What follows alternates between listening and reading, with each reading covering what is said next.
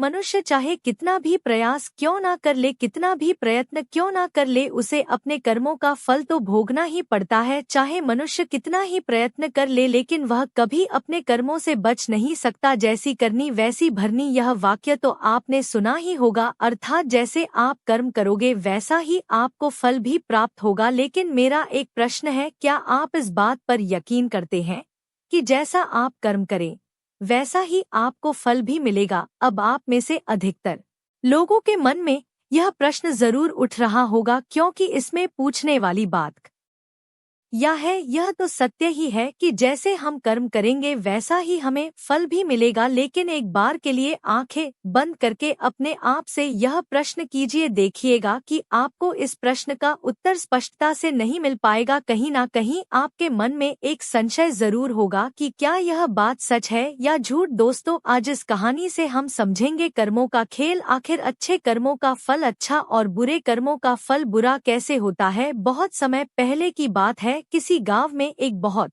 ही ज्ञानी पंडित रहता था। एक दिन वह अपने बचपन के दोस्त से मिलने के लिए दूसरे गांव में जा रहा था। उसका वह दोस्त बचपन से ही गूंगा और एक पैर से अपाहिज था। उस पंडित के गांव से उसके दोस्त का घर काफी दूर था। वहां जाने के लिए बीच बीच में कई सारे छोटे छोटे गांव पड़ते थे। पंडित रास्ते में अपनी धुन में चला जा रहा था। चलते चलते उसकी मुलाकात एक व्यक्ति से होती है। रास्ते में उसे एक आदमी मिलता है जो ऐसा लगता था कि वह किसी का इंतजार कर रहा था और वह भी पंडित के साथ चलने लगता है। उस आदमी को देखकर पंडित बहुत खुश हो जाता है। उसने सोचा, चलो अच्छा हुआ, साथ साथ चलने से उसका सफर आसानी से कट जाएगा। बात की शुरुआत करने के लिए उस पंडित ने उस व्यक्ति से उसका नाम पूछा तो उसने अपना नाम धर्मराज बताया। पंडित को यह नाम कुछ अजीब सा लगता है, लेकिन उसने नाम के विषय में कुछ और पूछना उचित नहीं समझा। दोनों धीरे धीरे साथ में चल रहे थे। तभी रास्ते में एक गांव आता है। गांव का प्रवेश द्वार आते ही धर्मराज ने पंडित से कहा, तुम आगे चलो, मुझे इस गांव में एक काम है, मैं तुमसे आगे मिलता हूँ। पंडित ने कहा, ठीक है। वह आगे रास्ते में चल देता है। कुछ देर बाद उस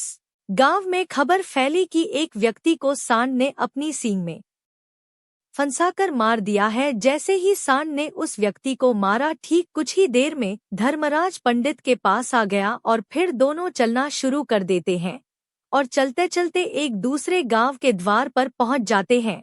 उस गांव के बाहर एक बड़ा और विशाल मंदिर बना हुआ था। वहां पर आराम करने की सुविधा काफी बढ़िया लग रही थी। पंडित के दोस्त का घर अभी वहां से बहुत दूर था और रात भी होने वाली थी। तो पंडित ने धर्मराज से कहा, रात होने वाली है, पूरे दिन चलते चलते थक भी चुके हैं और भूख भी लग रही है, तो यहाँ पर भोजन करके यहीं पर हम विश्राम कर लेते हैं, फिर सुबह के समय आराम से आगे की यात्रा जारी करेंगे। धर्मराज ने कहा, ठीक है, मुझे इस गांव में किसी को कुछ जरूरी सामान देने जाना है, तुम भोजन करके आराम करो, मैं बाद में आकर भोजन कर लूंगा। इतना कहकर वह वहां से चला जाता है। लेकिन उसके जाने के कुछ समय बाद, कुछ ही देर बाद धुआं उठता हुआ दिखाई देता है और देखते ही देखते पूरे गांव में आग लग जाती है। पंडित ने हैरानी से सोचा कि यह धर्मराज जहां भी जाता है वहां कोई ना कोई अनहोनी जरूर हो जाती है, कुछ तो गड़बड़ है इस व्यक्ति में। लेकिन पंडित ने रात्रि में धर्मराज से कुछ भी पूछना उचित नहीं समझा और वे दोनों सो गए। सुबह होते ही दोनों फिर से अपनी यात्रा शुरू कर देते हैं। कुछ देर चलने के बाद रास्ते में फिर से एक गांव आता है। धर्मराज ने फिर पंडित से कहा, आप आगे चलिए, मुझे इस गांव में अपने मित्र से मिलने जाना है, मैं अपने दोस्त से मिलने के बाद आगे रास्ते में मिलूंगा। यह कहकर धर्मराज वहां से चला गया। लेकिन पंडित इस बार आगे नहीं गया, वहीं खड़ा होकर धर्मराज को देखता रहा कि वह कहाँ जा रहा है और क्या करता है। तभी थोड़ी देर बाद लोगों की आवाज सुनाई देने लगी कि एक व्यक्ति को सांप ने काट लिया है और उसकी मृत्यु हो गई है। ठीक उसी समय धर्मराज फिर पंडित के पास पहुंच गया। लेकिन इस बार पंडित से रहा नहीं गया और उसने धर्मराज से पूछ ही लिया कि तुम जिस भी गांव में जाते हो वहां कोई ना कोई अनहोनी जरूर हो जाती है, क्या तुम मुझे बता सकते हो यह ऐसा क्यों हो रहा है? धर्मराज ने कहा, पंडित जी, आप तो मुझे बहुत ज्ञानी मालूम पड़े थे, इसीलिए मैं आपके साथ चलने लगा था, क्योंकि झानियों का साथ बहुत अच्छा होता है, परंतु आप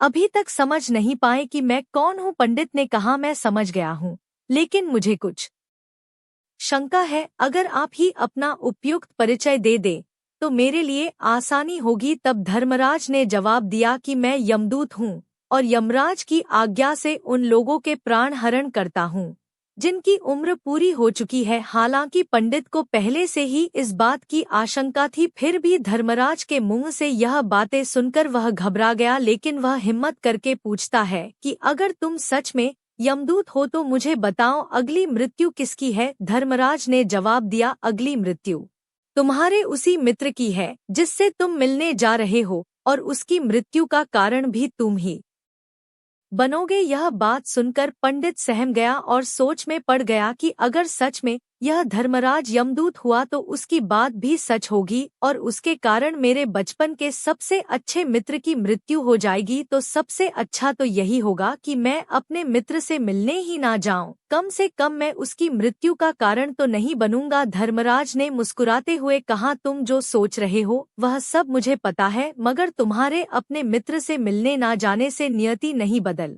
जाएगी। तुम्हारे मित्र की मृत्यु तो निश्चित है और वह अगले कुछ ही पलों में घटित होने वाली है।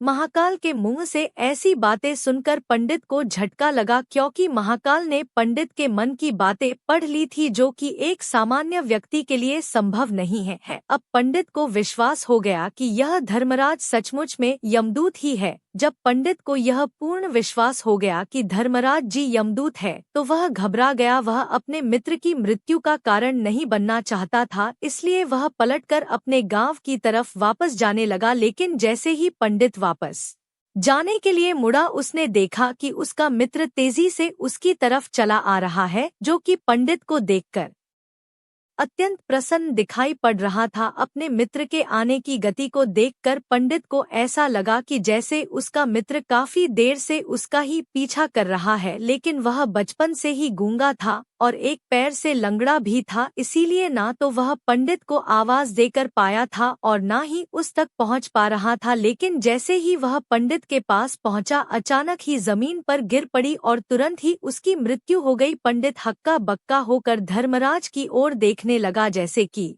वह पूछना चाह रहा हो कि आखिर क्या हुआ। धर्मराज पंडित के मन में उठ रहे प्रश्नों को समझ गया और बोला, तुम्हारे मित्र ने पिछले गांव में ही तुम्हें देख लिया था और वे वहीं से ही तुम्हारा पीछा कर रहा था, लेकिन गूंगा और लंगड़ा होने की वजह से वह तुम तक नहीं पहुंच पाया। उसने अपनी पूरी ताकत लगाकर तुम तक पहुंचने का प्रयास किया, लेकिन बुढ़ापे में बचपन जैसी ताकत नहीं होती, इसलिए दिल का दौरा होने के कारण उसकी मृत्यु हो गई। क्योंकि वह तुमसे मिलने के लिए अपनी सीमाओं को तोड़कर तुम्हारे पीछे भाग रहा था, इसलिए अपने मित्र की मृत्यु का कारण भी तुम ही कहलाओगे। अब पंडित को पूर्णतः यह विश्वास हो गया था कि धर्मराज एक यमदूत है और उसका कार्य जीवों के प्राण हरना है। लेकिन पंडित एक ज्ञानी व्यक्ति था, वह यह भी जानता था कि मृत्यु पर किसी का वश नहीं है।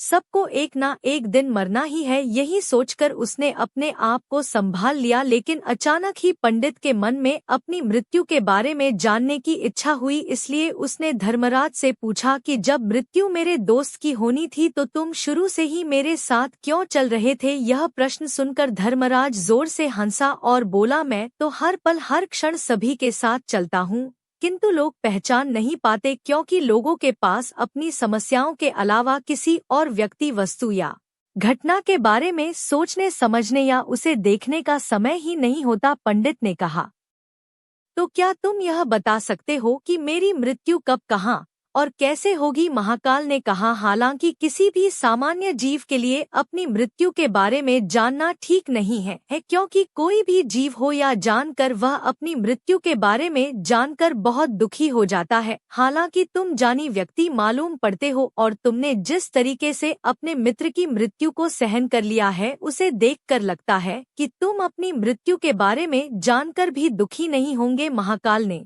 कहा, तो सुनो, तुम्हारी मृत्यु आज से ठीक 6 महीने बाद आज ही के दिन किसी दूसरे राज्य में फांसी लगने से होगी, और सबसे हैरानी की बात तो यह होगी कि तुम स्वयं ही खुशी से उस फांसी को स्वीकार कर लोगे ना। कहकर धर्मराज वहां से चला गया, क्योंकि अब धर्मराज के पास पंडित के साथ चलते रहने का कोई कारण ना था। इसके बाद पंडित ने अपने मित्र के शरीर का अंतिम संस्कार किया और यथाशक्ति उसके क्रियाकर्म करके अपने गांव वापस आ गया। लेकिन कोई व्यक्ति कितना भी ज्ञानी क्यों ना हो, अपनी मृत्यु के बारे में जानकर दुखी तो होता ही है, और मृत्यु से बचने का कोई ना कोई उपाय भी खोजता है। तो पंडित ने भी वही किया। योगी पंडित न था, इसलिए उसकी पहचान उस राज्य के राजा तक थी। पंडित ने सोचा कि राजा के पास तो कई सारे ज्ञानी मंत्री हैं, वह मेरी मृत्यु से संबंधित समस्या का कोई ना कोई समाधान निकाल ही लेंगे। पंडित यही सब सोचता हुआ राज दरबार में पहुंच जाता है और राजा से सारी घटना के बारे में बताता है। राजा ने अपने मंत्रियों को सारी समस्या बताई और उनसे सलाह मांगी। अंत में सभी ने विचार विमर्श करके कहा, अगर पंडित की बात सही है तो उसकी मृत्यु भी 6 महीने बाद ही होगी, लेकिन मृत्यु तो तब होगी जब वह किसी दूसरे राज्य में जाएगा। यदि वह किसी दूसरे राज्य में जाए ही ना तो मृत्यु ही नहीं होगी। मंत्रियों की यह सलाह राजा को भी सही लगी। इसके बाद पंडित के रहने की सारी व्यवस्था महल में ही कर दी गई और राजा के आदेश के बिना उस पंडित से किसी को भी नहीं मिलने दिया जाता था। लेकिन पंडित कहीं भी आ जा सकता था, ताकि पंडित को यह ना लगे कि वह राजा की कैद में है। परंतु पंडित डर के मारे स्वयं ही कहीं आता जाता नहीं था। धीरे धीरे महीने गुजरते गए और पंडित की मृत्यु का समय नजदीक आने लगा और अंततः वह भी दिन आ गया जिस दिन पंडित की मृत्यु होनी थी। तो जिस दिन पंडित की मृत्यु होनी थी उसकी एक रात पहले पंडित डर के मारे जल्दी ही सो गया, ताकि जल्दी से वह रात बीत जाए और अगला दिन आ जाए, ताकि उसकी मृत्यु टल सके। यही सोचकर वह जल्दी सो जाता है। लेकिन पंडित को नींद में चलने की बीमारी थी और अपनी इस बीमारी के बारे में वह स्वयं ही नहीं जानता था। तो फिर राजा, मंत्री या किसी वैद्य को इसके बारे में बताने का कोई प्रश्न ही नहीं उठता। पंडित अपनी मृत्यु को लेकर बहुत चिंतित था। वह पिछले कई दिनों से ठीक है सो भी नहीं पा रहा था, और नींद में चलने की बीमारी भी तभी होती है जब व्यक्ति ठीक से सो नहीं पा रहा हो। तो उस रात भी पंडित को नींद में चलने का दौरा पड़ा। वह उठा और महल से निकलकर अस्तबल में गया। क्योंकि पंडित राजा का खास मेहमान था, इसलिए किसी भी पहरेदार ने उसे नहीं रोका और ना ही किसी तरह की कोई पूछताछ की। अस्तबल में पहुंचकर वह सबसे तेज चलने वाले घोड़े की पीठ पर सवार होकर नींद में ही अपने राज्य की सीमा से बाहर दूसरे पड़ोसी राज्य में चला गया। इतना ही नहीं,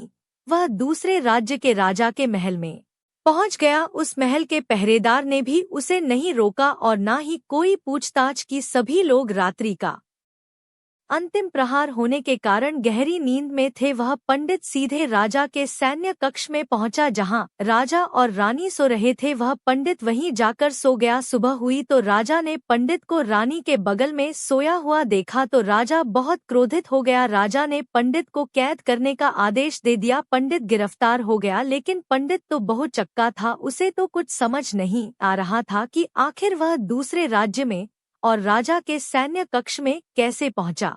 लेकिन वहां उसकी यह सब सुनने वाला कोई नहीं था। अगली सुबह राजा ने पंडित को दरबार में पेश करने का आदेश दिया। कुछ देर बाद उस पंडित को दरबार में लाया गया। पंडित को देखते ही राजा इतना बबूला हो गया कि उसे फांसी पर चढ़ा देने का हुक्म सुना दिया। फांसी की सजा सुनकर पंडित कांप गया, लेकिन फिर भी थोड़ी सी हिम्मत जुटाकर राजा से बोला, महाराज, मैं नहीं जानता कि मैं राजमहल तक कैसे पहुंचा। मैं यह भी नहीं जानता हूँ कि आपके सैन्य कक्ष तक मैं कैसे आया और आपके महल के किसी पहरेदार या सैनिक ने मुझे रोका क्यों नहीं।